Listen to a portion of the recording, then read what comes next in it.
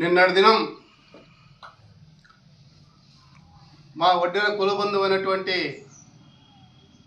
దళవాయి రమాదేవి గారికి ఈ ఎమ్మెల్సీగా అవకాశం ఇచ్చినటువంటి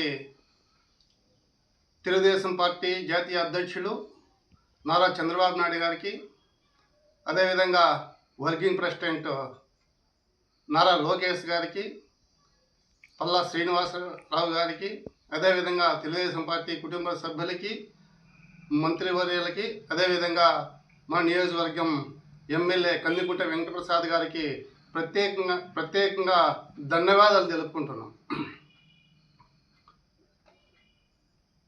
మా అనంతపురం జిల్లాలో మొట్టమొదటిసారిగా ఎమ్మెల్సీగా అవకాశం ఇచ్చినటువంటి మా కుల బాంధవులకి ఇంకొకసారి ధన్యవాదాలు తెలుపుకుంటూ, అదేవిధంగా దళవాయి వెంకటనారాయణ గారు, అదేవిధంగా మా కుల బాంధవులు అనేటువంటి నాయకులకి ఈ అవకాశాన్ని సద్వినియోగం చేసుకొని కులం కోసమే కాకోకుండా బీసీల అందరి తరపున చట్టసభలో మన వాణి వినిపించాల్సిందిగా మరీ కోరుకుంటున్నాం. అదేవిధంగా నిన్నటి దినం అసెంబ్లీలో కేబినెట్ మీటింగ్లో రిజర్వేషన్ 24% నుండి 34%కి తీసుకొచ్చినటువంటి ఈ ప్రభుత్వానికి, కూటమి ప్రభుత్వానికి ధన్యవాదాలు తెలుపుకుంటున్నాం.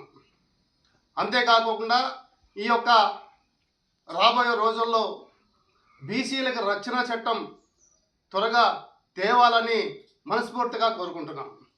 ఈ యొక్క బీసీలు ఎదుర్కొనేటటువంటి సమస్యలు నాయకులు అందరూ కూడా అసెంబ్లీలో బీసీల గురించి దళం విప్పాలని చెప్పేసి కూడా ఈ నాయకులందరికీ కూడా మేము విజ్ఞప్తి చేస్తున్నాం. అదేవిధంగా మా వడ్డెర కులాన్ని ఎస్టీల జాబితాలో చేర్చి మాకు ఈ ప్రభుత్వంలో న్యాయం జరుగుతుందని మేము అందరం కూడా ఆశిస్తున్నాం. అదేవిధంగా మా యొక్క కులం ఈ 2 జిల్లాలలో దాదాపు 99% కూడా తెలుగుదేశం ప్రభుత్వానికి అండగా ఉంటామని ఈ సందర్భంగా తెలియజేసుకుంటూ, ఈ అవకాశం ఇచ్చినటువంటి మా కుల బాంధవులకి ధన్యవాదాలు తెలుపుకుంటూ సెలవు తీసుకుంటాం.